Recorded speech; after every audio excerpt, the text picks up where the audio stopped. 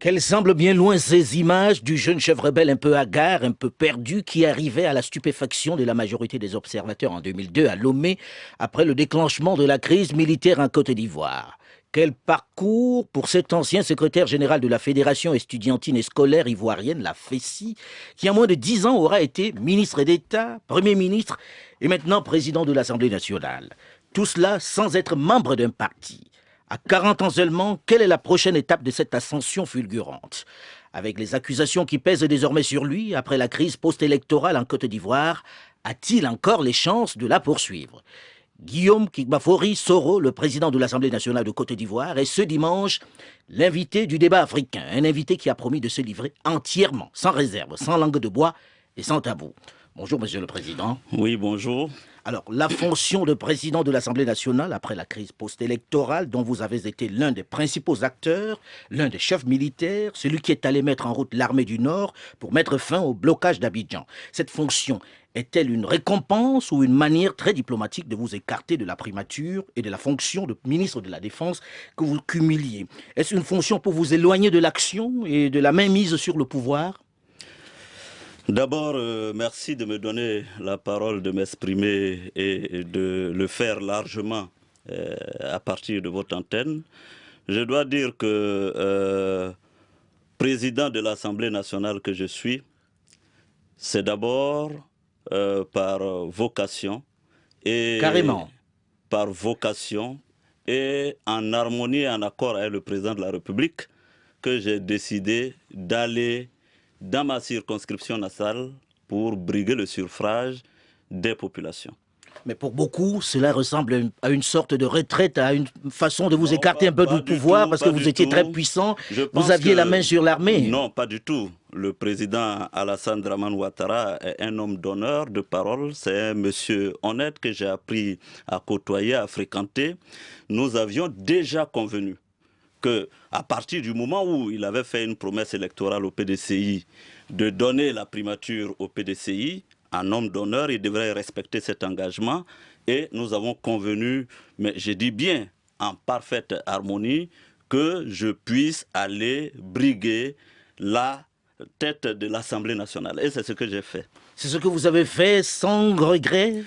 Pas du tout, vous savez, vous-même vous l'avez dit, quand déjà à 40 ans vous avez été ministre d'État, Premier ministre, et que vous devez, n'est-ce pas, présider aux destinées de l'Assemblée nationale, deuxième pouvoir, deuxième institution de la République de Côte d'Ivoire, c'est plutôt avec honneur parce que, bien entendu, vous devenez le deuxième personnage de la Côte d'Ivoire. Le deuxième personnage à qui on pourrait prêter aussi des intentions d'être président de la République demain. Aujourd'hui, que dit la Constitution? Si le président est empêché, c'est vous qui prenez les affaires en main. Pourquoi avez-vous de telles idées morbides? Vous n'en avez pas besoin. Pour le moment, l'objectif du président Alassane Dramane Ouattara, c'est de mettre en place les institutions de la République au plan politique. Nous avons installé le Conseil constitutionnel. Aujourd'hui, nous avons installé l'Assemblée nationale qui fonctionne. Demain, nous ferons les élections municipales. Oui, mais lorsque l'Assemblée nationale est tenue par un ancien chef rebelle, on se dit que l'envie peut lui venir aujourd'hui de dire « maintenant je prends les affaires » et de recommencer comme en 2002. Vous savez, les choses sont très simples. J'avais l'opportunité, quand M. Gbagbo s'était arc-bouté au pouvoir, de profiter de la situation. Je ne l'ai pas fait par loyauté, mais aussi par devoir, mais aussi parce que profondément, je suis démocrate et je crois en l'état de droit. Oui, mais lorsque vous dites à quelqu'un que vous êtes démocrate, on sait quand même qu'en 2002, une armée allait renverser un gouvernement qui était en place. Et vous étiez le chef de cette armée, vous étiez à la tête des forces nouvelles. Pour vous, est un démocrate. Vous comparez à ATT, est-ce qu'on était dans les mêmes circonstances que celles d'ATT? ATT, pour vous, est un démocrate. Je n'ai pas à me prononcer dessus. Est-ce un grand homme politique en France? Vous vous mettez dans la classe de De Gaulle, vous estimez que comme en juin 1940, il fallait intervenir en Côte d'Ivoire en 2002? Dans la vie des nations, il arrive par le concours de péripéties diverses que la vie de la nation s'en trouve perturbée. Évidemment, en 2002, j'ai été à la tête d'une rébellion qui a revendiqué clairement la démocratie et l'état des droits dans mon pays. Alors, cette rébellion, monsieur Guillaume Soro, comment vous en devenez le chef? C'est un complot préparé de longue date ou bien c'est par hasard que vous vous retrouvez à la tête de cette rébellion? Ce n'est pas une question d'hasard, mais la Côte d'Ivoire, depuis quelques années déjà, était frappée par une dérive grave ivoiritaire. Une partie de la communauté nationale était exclue de la vie politique, marginalisée. Il y avait le délit de faciès, de patronyme dans mon pays. Et quand justement les rouages et les mécanismes de l'État ne permettent pas aux citoyens de s'exprimer par les canaux réglementaires, la révolte peut devenir de droit. Et c'est ce qui s'est passé dans mon pays. Vous revendiquez cette rébellion de 2002. Absolument. Vous trouvez qu'elle était justifiée? Je considère qu'elle était justifiée. C'est Victor Hugo qui le disait, que face évidemment à la dictature, la révolte est de droit. La révolte est de droit. Alors, les élections, les dernières élections de 2010, c'est vous qui les avez organisées, vous étiez un peu l'architecte de ces scrutins. Est-ce que ces scrutins étaient transparents? Est-ce que réellement, aujourd'hui, on peut dire que la contestation des autres est injustifiée? Non seulement elle est injustifiée, mais infondée. C'est même malhonnête de vouloir contester une élection. Vous n'avez pas manœuvré pour installer Alassane Dramane Ouattara aux affaires? Comment l'aurais-je pu, quand il y avait les Nations Unies, l'Union africaine, la CEDEAO, l'Union européenne, quand il y avait autant d'observateurs et quand il y avait surtout autant de mécanismes de validation du processus électoral. Je vous signale que très peu de pays en Afrique et dans le monde peuvent se targuer d'avoir eu un processus électoral aussi surveillé. Oui, mais comment comprendre que l'on conteste les résultats qui sont sortis des urnes et que d'autres affichent d'autres procès-verbaux qui ne sont pas ceux que l'on a présentés chez vous? Voilà justement, entre les Nations Unies, que vous, M. Alain, vous ne pouvez pas accuser de complaisance ni de partialité, l'Union européenne, la CEDEAO, l'Union africaine et la Commission électorale indépendante, s'il y a bien une minorité qui a tort de produire et de falsifier des procès-verbaux, c'est bien le camp de M. Laurent Gbagbo. Cette élection a été démocratique, transparente. Elle est frappée par le sceau de la certification des Nations Unies. Pour vous, il n'y a pas de contestation possible? Il n'y a pas de contestation possible. Alors on sait comment la crise post-électorale a entraîné des victimes. Il y a eu une guerre dans cette ville d'Abidjan. Vous étiez au Golfe, vous étiez enfermé au Golfe, oui, dans cette république qui était la plus fermée de toute la planète. Et vous en êtes sorti pour aller chercher une armée dans le Nord. C'est la même armée que vous aviez avant? Alors, deux choses. J'étais, je vous le rappelle, Premier ministre, ministre de la Défense. Je ne suis pas allé chercher une armée. J'étais ministre de la Défense. Et donc, je commandais aux forces républicaines de Côte d'Ivoire. Oui, mais il y a une bonne partie qui n'était pas les forces républicaines de Côte d'Ivoire, qui était ce qu'on appelait le FDS, qui appartenait à l'autre camp et qui se disait loyaliste aussi. Je dis que j'étais ministre de la Défense, Premier ministre, ministre de la Défense. Je dirigeais les forces républicaines de Côte d'Ivoire. Qui étaient dans le Nord? Bien sûr. Et qui était composé de qui exactement? Ces forces républicaines étaient aussi bien dans le nord que dans le sud, qu'à l'est qu'à l'ouest. Donc, il n'y a pas eu une progression unilatérale. Il y a eu plusieurs fronts qui ont été ouverts dans une stratégie, une tactique bien concertée, huilée. Ce que je veux dire, c'est que les forces républicaines de Côte d'Ivoire ont lancé une offensive le 27 mars 2011 pour arrêter et stopper les tueries qui avaient cours à Abidjan. Et aujourd'hui, je considère que ces forces républicaines ont joué un rôle important dans le rétablissement de la démocratie et la paix dans mon pays. Il y a eu beaucoup de morts. Il y a eu beaucoup de morts dans cette bataille d'Abidjan. Il y a eu beaucoup de morts d'un côté comme de l'autre. Ce que je peux vous dire, les morts ont eu lieu du 28 novembre au 27 mars. C'est parce qu'il y avait autant de morts. Et les décomptes des Nations Unies sont là. C'est parce qu'il y avait des milliers de morts que nous n'avons pas eu d'autre choix pour arrêter la continuation et la commission des crimes et des meurtres à Abidjan, de déclencher l'offensive. Alors, monsieur le Président de l'Assemblée nationale, j'ai tendance à dire, Monsieur le Premier ministre, puisque vous y êtes resté longtemps et que c'est récent, votre fonction de Président de l'Assemblée nationale, Monsieur le Président de l'Assemblée nationale, aujourd'hui, seule une seule personne se retrouve à la Cour pénale internationale, le Président Laurent Gbagbo. Est-ce que cela veut dire que c'est le seul qui ait commis des crimes en Côte d'Ivoire? Est-ce qu'il n'y a pas eu d'autres personnes qui ont commis des crimes dans l'autre camp? On a l'impression qu'il y a une justice des vainqueurs, finalement, en Côte d'Ivoire. Ça, c'est une propagande du FPI qui ne rime Front populaire à rien. ivoirien. Le Front populaire ivoirien qui ne rime à rien. Pour ne pas justement être accusé d'avoir une justice des vainqueurs, nous avons fait appel à la Cour pénale internationale. La justice internationale est insoupçonnable. On ne peut pas soupçonner la CPI d'être complaisante ou de choisir... Oui, mais là, on a 148 personnes qui sont officiellement mises en examen, et qui sont accusées de crimes, de génocide, etc., qui sont tous d'un seul camp, dans le camp de Laurent Gbagbo. Non, non, vous ne pouvez pas me dire, je parle de la justice internationale, de la CPI. Jusqu'à présent, la CPI a été appelée à venir faire des investigations en Côte d'Ivoire. La CPI n'a, à ma connaissance, émis que 4 mandats. Évidemment, les mandats ont été émis contre M. Laurent Gbagbo, Simone Gbagbo, Blé Goudé et le général Doboblé. Vous me direz que la CPI a décidé sur la base d'enquête. Ce n'est pas au gouvernement ivoirien. Ce n'est pas au gouvernement ivoirien. Mais M. Soro, vous n'allez pas dire que votre armée, dans votre armée aussi, on n'a pas commis des crimes.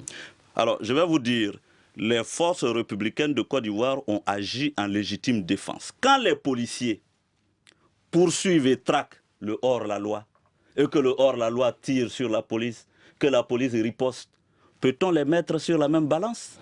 Le hors-la-loi, là, depuis le 28 novembre, c'était Gbagbo.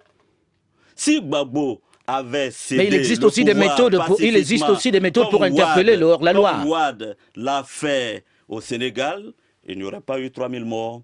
Et vous n'allez pas me dire que Gbagbo n'a pas commis ces crimes en Côte d'Ivoire. Du 28 novembre au 27 mars. Voilà. Mais il n'y a pas que dans le camp Gbagbo qu'on a commis des crimes. On vous accuse, par exemple, vous, M. Soro, d'être responsable, par exemple, de la mort de Ibrahim Koulibaly, qui était également dans le camp du pouvoir, que c'était les rivalités entre vous qui ont poussé les militaires à opérer, c'est-à-dire à l'abattre. Froidement. Monsieur Alain Foucault, nous avons l'habitude de vous savoir sérieux, journaliste d'investigation, sérieux. Dites-moi, qui m'accuse? Mais ça se lit partout, monsieur Guillaume Soro. Mais vous n'allez pas faire le relais de ragots de presse. Vous n'avez donné aucun ordre pour ce qui était de Je vous demande qui m'accuse. Répondez. La presse, beaucoup de gens vous accusent dans ce sens. Et également ceux du camp Gbagbo. Bah écoutez, bon, pour répondre sérieusement à la préoccupation. Vous savez, en politique, il y a tellement de calomnies que si je devais passer mon temps à répondre aux calomnies, je n'en aurais pas assez pour consacrer à ma mission. Donc moi, ce que je dis, c'est que j'ai été Premier ministre, ministre de la Défense. En ma qualité de ministre de la Défense, j'ai dû donner des instructions aux forces républicaines de Côte d'Ivoire pour stopper les tueries à Abidjan. Elles sont venues. Les 3000 morts en Côte d'Ivoire, c'était avant l'offensive. Après l'offensive, il n'y a pas eu autant de morts. Donc, ces forces sont venues pour stopper les tueries et il faut saluer les forces républicaines de Côte d'Ivoire. Et IB faisait partie de ceux qu'il fallait stopper? IB n'était pas notre adversaire dans ce combat. Il n'était pas votre rival par hasard? Si je n'ai pas donné d'instruction aux forces républicaines de tuer Gbagbo, pourquoi le ferais-je pour IB? Franchement. Qui sont ceux qui ont tué Adjokwe? Bah écoutez, à Adjokwe, il y a eu des batailles. C'était la guerre. Nous étions confrontés à des miliciens et mercenaires libériens à la limite du cannibalisme. Si vous considérez que les forces républicaines avaient une revanche à prendre, pourquoi n'ont-elles pas exterminé toute la population de Mama, de Gagnoua? D'où vient Gbagbo? Qu'est-ce qui justifie que ce soit à Adjokwe qu'il y ait eu autant de morts? Justement parce qu'il y avait des miliciens, des mercenaires qui étaient des hors-la-loi et qui ne respectaient pas les règles de la guerre. Voilà ce qui s'est passé à Djokwe. Vous n'avez pas peur d'être inquiété par qui que ce soit aujourd'hui? Je suis d'une sérénité imperturbable. Je considère simplement que de ma responsabilité de ministre et de Premier ministre de la République de Côte d'Ivoire, il était devenu insupportable, à la limite de l'irresponsabilité, de laisser M. Gbagbo continuer de tuer les Ivoiriens.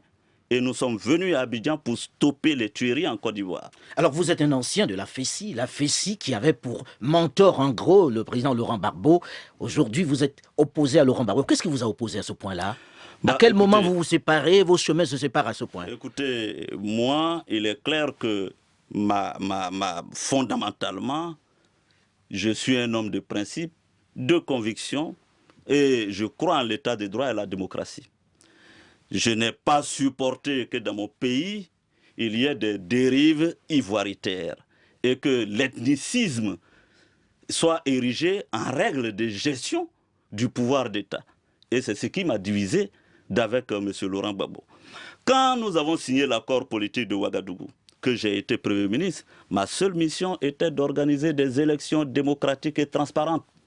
Il n'y avait pas d'autre objectif pour moi. Et j'ai tenu le cap. J'ai organisé ces élections démocratiques et transparentes, certifiées par les Nations Unies, qui ont donné M. Alassane Dramane Ouattara gagnant. Si c'est Bédier qui avait gagné, je l'aurais dit. Mais l'histoire a voulu que ce soit M. Ouattara qui a gagné. Et je l'ai dit et je l'assume. Et le poste de Premier ministre n'a pas été une récompense pour ce que vous aviez fait? Vous croyez qu'à l'état actuel des choses de décembre 2010, où on était confiné au Golfe, il y avait très peu de candidats pour être Premier ministre en Côte d'Ivoire. Ce n'était pas joué d'avance? Sûrement pas.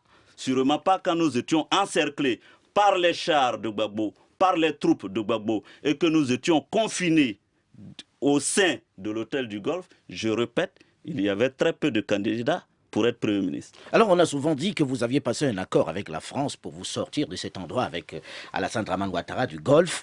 C'est quoi cet accord que vous avez passé avec la France? Il y a tellement d'élucubrations, d'inventions, mais comment pouvez-vous, Monsieur Alain Foka, je vous répète, vous êtes un journaliste connu en Afrique pour votre sérieux, vous ne pouvez pas faire le relais de ragots de presse. Vous ne pouvez pas être quand même l'avocat du diable. Ce n'est pas que des ragots de presse. Oui. En face, il y a aussi des gens, il y a le parti d'opposition, il y a les partisans de Laurent Gbagbo qui disent des choses et qui ont également des avocats. Oui, mais vous... Qui ont des avocats qui présentent des documents à eux. Oui. Qui présentent des documents. Qui vous incriminent de temps en temps, qui estiment que dans cette guerre, il y a eu des responsabilités des deux côtés et que pour l'instant, la justice n'a l'air de s'occuper que de ceux qui sont les perdants dans cette bataille. Que la propagande du FPI soit celle-là, ces politiciens, c'est compréhensible. Que le grand journaliste de RFI s'en fasse l'écho. On vous pose des questions, Monsieur le Président. On vous pose des questions. Alors répondez aux questions si ça ne vous concerne pas. Et si vous ne vous sentez pas concerné, donnez les réponses qui sont les vôtres. Mais on va vous poser les questions. Nous ne sommes pas concernés, vous le savez bien. Donc vous n'avez peur de rien parce que... Mais vous croyez que je suis un homme qui ait peur de quoi que ce soit? Non, je suis serein. Est-ce que vous avez encore beaucoup d'amis dans l'armée aujourd'hui, qui sont proches de vous, qui sont bien vus? Écoutez, l'armée de Côte d'Ivoire, je n'ai pas à avoir d'amitié spécifique ou particulière dans l'armée de Côte d'Ivoire. Aujourd'hui, je suis président de l'Assemblée nationale. Ma responsabilité, c'est de faire en sorte que l'Assemblée nationale soit au cœur de la République. Que l'Assemblée nationale puisse jouer le rôle qui est le sien, à savoir le contrôle a posteriori de l'action gouvernementale, l'initiative des lois et la contribution forte à la réconciliation des fils et filles de la Côte d'Ivoire. Avez-vous le sentiment que cette Assemblée nationale reflète la couleur politique en Côte d'Ivoire aujourd'hui? Absolument, cette Assemblée nationale est largement représentative du peuple ivoirien puisque aucune partie de la Côte d'Ivoire n'a été exclue de participer aux législatives. Un grand parti avec un président qui avait quand même fait une 40%, si l'on s'en tient au résultat des élections présidentielles, n'est pas représenté dans ce. Mais justement, c'est ça la démocratie. La démocratie veut que chacun soit libre.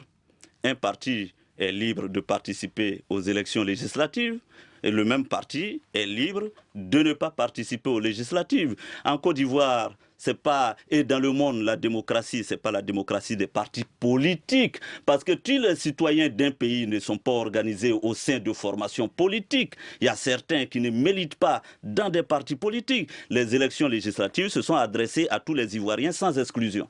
Monsieur Soro, n'avez-vous pas le sentiment que votre fulgurante ascension s'est faite souvent par moments sur la violence et en suscitant pas mal de haine et de rancœur? Lorsqu'on lit ce qu'on lit dans la presse, on se dit, il a peut-être beaucoup évolué, mais il a pas mal d'ennemis. Bah, écoutez, j'aurais aimé ne pas avoir d'ennemis, c'est certain. Mais ma conviction propre, mon intime conviction est que j'ai accompli mon devoir, j'ai accompli ma mission en toute honnêteté et j'ai essayé de le faire avec compétence. Alors, chef de guerre, Premier ministre, ministre d'État d'abord, Premier ministre, président de l'Assemblée nationale. C'est quoi la prochaine étape? En 2015, vous serez candidat, vous allez être président à la place de... Je trouve que c'est prématuré d'ouvrir un tel débat parce que le président Alassane Ouattara n'a même pas encore fait la moitié de son mandat. Mais les campagnes commencent souvent très tôt. Bien sûr. Et les ambitions aussi, on commence à les mettre en œuvre un peu tôt. Pour le moment, ce n'est pas mon ambition. Mon ambition est de faire de l'Assemblée nationale de Côte d'Ivoire une institution qui compte dans mon pays. Alors comment on fait ça? Est-ce que vous vous ennuyez pas un peu de là-haut où il y a moins d'action que lorsque vous étiez Premier ministre et ministre de la Défense? Je peux vous assurer, effectivement, quand on est au quotidien dans l'activité, c'est beaucoup plus prenant. Maintenant, je suis président de l'Assemblée nationale, une Assemblée nationale qui, du reste, n'a pas fonctionné depuis 10 ans. Donc, il y a encore beaucoup de choses à faire et nous sommes en train d'y travailler. C'est quoi le gros chantier? La première chose, c'était déjà de remettre en place cette institution, aussi bien physiquement que dans la psychologie des Ivoiriens. Oui, mais est-ce que ce n'est pas tout simplement une caisse de résonance des décisions du gouvernement? Notre Assemblée nationale a des prérogatives dévolues par la Constitution. Et dans ma déclaration, quand j'ai été élu, j'ai dit que notre Assemblée nationale ne sera pas une caisse d'enregistrement. Elle jouera son rôle au bout, jusqu'au bout. Et le président de la République convient avec moi que la pire des choses en démocratie, ce n'est pas le débat, ce n'est pas la contradiction. La pire des choses en démocratie, ce n'est pas ça. Tous les débats et les contradictions qui peuvent être positives, constructives, permettent à la démocratie de progresser. Donc il va y avoir débat véritablement dans cette assemblée que l'on croit unicolore aujourd'hui. Je vous le garantis, nous ne serons pas complaisants. L'Assemblée nationale a été renouvelée à 85%. Ce sont pour la plupart des jeunes qui en veulent, qui veulent démontrer. Mais proche de la mouvance quand même, proche de la mouvance gouvernementale, oui, largement majoritaire. Ça n'autorise pas une sorte d'unanimisme. Nous allons faire notre travail professionnellement, avec compétence, et nous allons rien que voir l'intérêt du citoyen ivoirien. Alors, quelles sont vos relations aujourd'hui avec le président Alassane Dramane Ouattara? Elles sont bonnes? On dit que vous êtes un peu éloigné parce que vous avez des velléités... Non. Vous savez, mes relations avec le président de la République sont excellentes. Et elles durent depuis bien longtemps. Et c'est fini. Et passé le moment où certaines personnes cherchaient à discréditer l'un ou l'autre. Et le président de la République a pris le temps de me regarder, de m'observer et a pu s'assurer de ma loyauté en toutes circonstances. Très heureusement, dans la rébellion, il n'était pas concerné? Vous n'aviez pas le président Alassane Dramane Ouattara derrière vous lorsque vous étiez dans la rébellion? C'était sa rébellion ou pas? Je pense que cette question, posez-la au président de la République. Mais je vous ai en face, vous étiez le chef de guerre. Bien sûr, en ce qui me concerne, je dis, je répète, que j'étais secrétaire général des Forces Nouvelles. Et qui était votre patron? J'étais mon patron. Qui finançait? J'étais mon patron.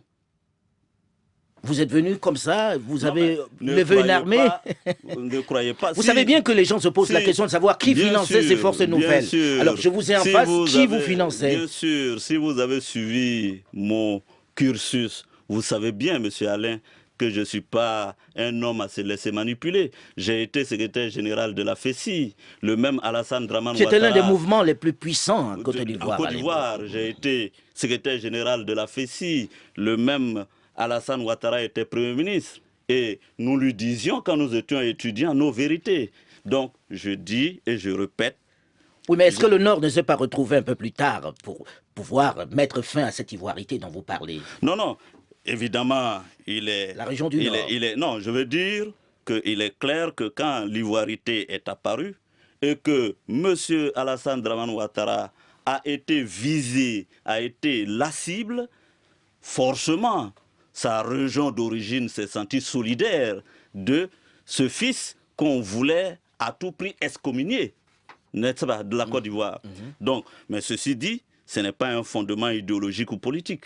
Ce que je suis en train de dire, moi, mon combat que j'ai mené en Côte d'Ivoire, c'est un combat pour l'état de droit, la démocratie. Je ne pouvais pas soutenir, comment on appelle, qu'on spolie des citoyens de leur nationalité. C'est très clair. Et donc, il vous a financé pour cette campagne de 2002 ou pas? 2002. Quelle campagne? Il n'y avait pas de campagne électorale en 2002. Je parle de campagne militaire. Cette rébellion, qui l'a financée? Je ne crois pas que ce soit de la nature de M. Alassane Dramane Ouattara de financer des rébellions.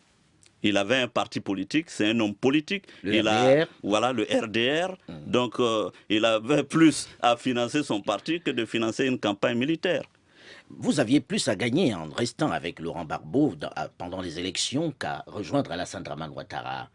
Pourquoi? Justement, vous aviez envie de tuer le père? Non, mon éducation, mes principes ne m'autorisaient pas à suivre M. Laurent Gbagbo dans la forfaiture. Alors aujourd'hui, on parle de plus en plus, et la presse ivoirienne l'a dévoilé il y a quelques jours, de tentatives de putsch en Côte d'Ivoire. On a démasqué quelques-uns qui, dans des pays voisins, avaient préparé des putschs sur place. Et naturellement, vous allez encore dire radio-trottoir, certains ont dit, et si derrière, il y avait aussi la main de Guillaume Soro? Écoutez, pourquoi, quel intérêt? Vous pensez encore un coup d'État possible aujourd'hui en Côte d'Ivoire? Un coup d'État militaire? Quel intérêt, alors que je suis la deuxième personnalité de l'État de Côte d'Ivoire, quel intérêt ai-je à aller faire un coup d'État dans mon pays? C'est révolu ce passé de coup d'État en Afrique. Et je suis optimiste, moi. Je suis convaincu que dans 10 ans, 15 ans, il n'y aura plus de coup d'État en Afrique. Parce que, évidemment, vous voyez, quand il y a un coup, il y a la rupture constitutionnelle dans un pays, c'est la réprobation générale. L'exemple, c'est le Mali, c'est la Guinée-Bissau. Pour vous, c'est terminé les putschs militaires? C'est terminé les coups d'État en Afrique. Même s'il y a cette situation que vous décriviez tout à l'heure, c'est-à-dire un chef qui ne respecte plus la légalité? Mais les mécanismes et l'ancrage démocratique dans nos États ne permettront plus aux individus de s'arc-bouter au pouvoir. Vous avez vu la situation au Sénégal, Wade est quand même parti. Donc je veux dire que la culture démocratique, l'éveil des consciences des populations avec les réseaux sociaux tels que Twitter, Facebook, l'enracinement de la démocratie, pour moi, est inexorable. Et on ne peut pas faire machine arrière. Donc, pour moi, dans 10 ans, 15 ans, ce sera révolu les coups d'État d'Afrique. Alors, M. Soro, récemment, le fils de Laurent Gbagbo, Michel Gbagbo, portait plainte contre vous, même pas contre l'État de Côte d'Ivoire, contre vous, pour enlèvement, séquestration, traitements inhumains et dégradants. Pourquoi l'a-t-on arrêté? C'est son père qui était responsable. Pourquoi l'a-t-on arrêté? Deux choses. La première, je considère que tout citoyen est libre de porter plainte. C'est l'état de droit. Je suis démocrate, je fais confiance à la justice. Donc, si quelqu'un en Côte d'Ivoire, quel qu'il soit, a envie de porter plainte, c'est son droit. Et je salue cette initiative. Maintenant, pourquoi Michel Gbagbo a été arrêté? Michel Gbagbo, ceux qui le connaissent, l'Ivoirien Michel Gbagbo, ceux qui le connaissent, a été parmi les extrémistes. Il était avec son père dans le bunker le jour où on les a arrêtés. Peut-être qu'il venait protéger son père, tout simplement. Il était solidaire de son père. Il était peut-être solidaire de son père, et c'est louable, à la limite. Mais l'activité politique qu'il a menée, l'extrémisme dont il a fait preuve pour tuer des Ivoiriens, n'est pas justement acceptable. Voilà. Et il répondra devant la justice. Si aucune charge n'est retenue contre lui, il sera mis en liberté. Mais il a dit qu'il était français et qu'il n'était pas normal qu'il soit retenu comme ça. Ah bon? Parce que les Français sont au-dessus des lois. Parce que les Français peuvent se permettre de tuer. Ce n'est pas ma conception de la justice et de la démocratie. Alors, la Côte d'Ivoire qui est dans le processus de réconciliation nationale, on entend de plus en plus ceux qui sont chargés de la réconciliation nationale dire finalement que ça ne bougeait pas beaucoup, que les arrestations se multipliaient, ce n'était pas normal et qu'on arrêtait toujours d'un côté. Qu'est-ce que vous en pensez? Est-ce qu'on est véritablement engagé dans un processus de réconciliation nationale en Côte d'Ivoire? Pour moi, la réconciliation fait son chemin en Côte d'Ivoire. Je ne crois pas que la réconciliation advienne en Côte d'Ivoire par coup de baguette magique. Et je comprends les impatiences des uns et des autres. Surtout de ceux qui sont en charge de cette réconciliation nationale. Parce que Charles Konan-Banny n'a pas l'air très... Je ne suis pas sûr que cette déclaration soit de M. Charles Konan-Banny. Mais en tout cas, elle était de ses proches. Ceci dit, je considère que la réconciliation est une quête permanente dans tous les États du monde. En Afrique du Sud, on continue de parler de réconciliation nationale. J'étais à Conakry il y a quelques mois, on continue de parler de réconciliation nationale en Guinée. On en parle encore au Rwanda. Donc, il faut être optimiste. Nous sommes déjà, les élections législatives se sont déroulées dans un environnement plus apaisé, en tout cas que les présidentielles. Nous allons organiser les élections locales. Ce sera encore un acte de réconciliation. L'Assemblée nationale jouera son rôle et apportera une forte contribution à l'apaisement en Côte d'Ivoire. Nous allons le faire dans les mois qui viennent. Oui, mais est-ce qu'on pourra parler de réconciliation nationale si ceux d'en face ne sont pas traduits aussi devant la justice, si on ne voit pas ceux qui ont commis des crimes dans le camp des vainqueurs devant la justice? Mais pourquoi, M. Alain, vous voulez... Est-ce que ça ne traîne pas trop? Non, je veux dire, pourquoi, M. Alain Foucault, vous voulez forcément qu'on aille attraper des gens qui n'ont rien fait? Mais écoutez... Ils n'ont rien fait? Mais qui n'ont rien fait. Qui n'ont rien fait. Je dis, j'insiste, pourquoi? Laissez la justice faire son travail. Vous n'êtes pas juge. Les enquêtes ne sont pas terminées. Laissez la justice continuer de faire les investigations et d'inculper qui il faut. Mais ce n'est pas aux journalistes, ce n'est pas à la presse d'indiquer des coupables. Pour vous, ceux qui sont de l'autre côté n'ont rien fait. C'est toujours la question qui me revient parce qu'on a l'impression qu'il n'y a eu des crimes que d'un côté. Je dis clairement que ce n'est pas à moi, Guillaume Soro, président de l'Assemblée nationale, de faire le travail de la justice. La Cour pénale internationale a été saisie. C'est à elle de dire qui est coupable. Alors aujourd'hui au Mali, c'est la crise. La crise, la CEDEAO, la Communauté économique des États de l'Afrique de l'Ouest, n'arrive pas à résoudre cette crise, n'arrive même pas à s'entendre pour lever une armée pour aller à Côte d'Ivoire. Je ne suis pas du même avis que vous. Je considère que la crise est résolue? Enfin, écoutez, vous êtes certainement impatient, mais laissez la CEDEAO continuer de faire la médiation qu'elle a entreprise. À quel rythme? Alors, bon... Évidemment. Lorsque l'on regarde les images de ces mausolées détruits, etc., ça vous choque pas? Combien de temps ça va durer tout ça? Moi, je suis meurtrier. Mais je dis, il faut laisser le soin à la CEDEAO de faire sa médiation et d'aboutir à des résultats. Vous savez, il ne faut pas confondre vitesse et précipitation non plus. Pour vous, aujourd'hui, que faut-il faire très très concrètement pour sortir de cette crise? Je n'ai pas la prétention d'avoir une solution. Je fais confiance à la CEDEAO pour mener la médiation et je soutiens la médiation de la CEDEAO. Je vais être un peu taquin, mais je suis obligé de vous poser cette question. Est-ce qu'il existe une rivalité entre vous et le ministre de l'Intérieur, Ahmed Bakayoko? Mais pourquoi une rivalité? Ahmed Bakayoko est un ami. C'est même un frère. Pourquoi il y aurait une rivalité entre nous? Je ne suis pas au gouvernement. Je suis président de l'Assemblée nationale. Certains ont dit que vous êtes parti de là parce qu'il y avait aussi des frictions entre vous dans le partage des prérogatives. On ne savait plus où était la sécurité, où était le rôle de l'armée. Ah bon? Mais je suis surpris. Pourtant, la constitution ivoirienne et le décret de formation du gouvernement et de nomination des ministres précisent les attributions du ministère de l'Intérieur et du ministère de la Défense. Donc là, c'est encore de la rumeur qui vient de l'autre côté. Bah, écoutez, vous savez, je vais vous dire, je connais le FPI, je connais les animateurs du FPI et je sais qu'ils ont des officines d'intoxication, de fabrication de rumeurs. Ils ont créé plein de sites internet pour perturber la paix en Côte d'Ivoire, mais ils ne réussiront pas et ils ne pourront pas nous embarrasser. Alors, Guillaume Soro, de quel parti vous êtes exactement? Bah, écoutez, Je suis candidat RDR à Ferkessé Dougou. Je suis donc de ce parti qui m'a non seulement parrainé, mais m'a soutenu et a permis mon élection en Donc, tant que désormais, député. vous êtes à la tête de l'Assemblée nationale en tant que député RDR. Non, quand vous êtes président de l'Assemblée nationale, vous êtes au-dessus de la mêlée. Vous êtes le Oui, mais vous avez président un de parti tous les quand même. députés.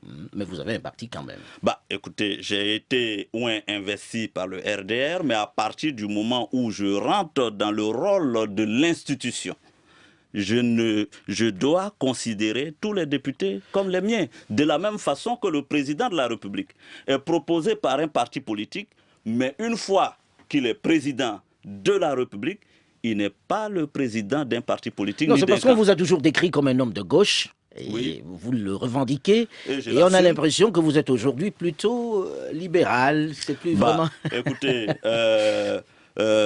j'ai été étudiant militant dans les mouvements de gauche, aussi bien à Abidjan qu'en France ici, où j'ai poursuivi ma scolarité. Et j'ai assumé donc ce passé et je l'assume encore. Donc vous êtes toujours de gauche. Je crois aux valeurs de gauche. Mais d'où vient l'idée qui veut que la France soit éloignée de la Côte d'Ivoire, que les relations soient moins bonnes depuis que la gauche est arrivée au pouvoir Mais avec ça, François Hollande? je vais vous dire une chose. L'État, c'est le principe de la continuité. Et les rapports entre États sont impersonnels. La Côte d'Ivoire continuera d'entretenir des relations fortes et privilégiées. Il n'y a pas de refroidissement. Il n'y a pas de refroidissement. La preuve, à peine 6 jours élu, M. Claude Barthelone me recevait en audience officielle. Le président Hollande a eu son homologue Alassane Dramane Ouattara au téléphone pour s'enquérir de la situation sécuritaire de la sous-région. Les relations continuent et vont se renforcer. Alors, avez-vous l'impression que la gauche qui arrive aux affaires est moins au courant des questions africaines que ceux qui sont partis? Ah non, vous savez très bien. C'est pas votre impression. Vous avez l'impression que François Hollande connaît bien particulièrement les questions sur africaines? la situation de la Côte d'Ivoire. J'ai trouvé le président Hollande, alors premier secrétaire du Parti socialiste, très au fait de la situation en Côte d'Ivoire. Souvenez-vous que c'est lui qui, très tôt déjà, alors que les massacres s'annonçaient, avait déclaré que Gbagbo était un monsieur infréquentable. Mais ça ne fait pas qu'ils connaissent mieux les affaires africaines. Je pense que sur le dossier ivoirien, M. François Hollande, président de la République française, a tous les moyens d'être au fait et d'être parfaitement informé de la situation en Côte d'Ivoire. Mais c'est une autre méthode de travailler avec l'Afrique. Absolument. Évidemment, les rapports, la politique africaine du Parti socialiste n'est pas la politique africaine donc, de l'UMP. Ça, on en convient. Même si ce n'est pas mon rôle de parler politique intérieure de la France. Alors là, vous êtes en train d'aller à Bruxelles pour une réunion, c'est ça? Oui. Je vais à la 38e session de l'Assemblée parlementaire de la francophonie, qui verra d'ailleurs, et j'en suis totalement heureux, la réintégration de la Côte d'Ivoire au sein de cette grande famille de la francophonie. Je viens déjà de rencontrer le secrétaire général de la francophonie, le président Abdou Diouf. À quoi ça sert, cette assemblée-là? Qu'est-ce qu'elle apporte? Bah, écoutez, c'est une grande famille de la francophonie qui cultive la solidarité, c'est la diplomatie parlementaire. C'est heureux que toutes ces assemblées se retrouvent pour scruter, regarder dans la même direction. Est-ce qu'elles sont actives? Elles sont évidemment actives. D'ailleurs, je vous précise que la Côte d'Ivoire est membre fondateur de cette assemblée parlementaire. C'est pourquoi l'héritage de nos pères fondateurs doit être assumé par nous qui poursuivons l'œuvre. Merci beaucoup d'être venu, M. Guillaume Soro. Et puis bon voyage à Bruxelles et à bientôt. Merci.